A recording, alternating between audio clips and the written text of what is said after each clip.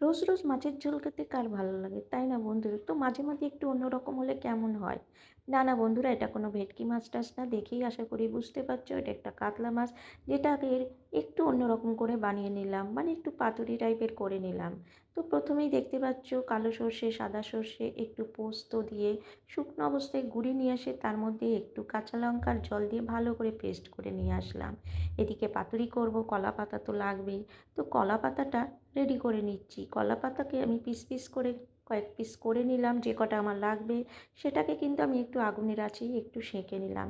তারপরেই এক একটা কলা পাতার মধ্যে এক একটা পিস মাছ রেখে ওপর থেকে সর্ষে পোস্ত বাটা দিয়ে দিলাম। আর কাঁচা লঙ্কা একটা করে দিয়ে দুপাশ দিয়ে কলা পাতাটাকে একটু ফোল্ড করে দিচ্ছি।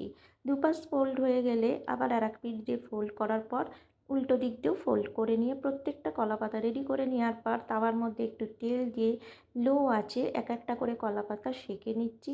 এক পিঠ হয়ে গেলে অপর পিঠ উল্টে দিচ্ছি। এরকম গরম গরম ভাতের সাথে খেতে কিন্তু ভালোই লাগে। কি ঠিক বলছি তো? একটু জানিয়ে যাবেন তো?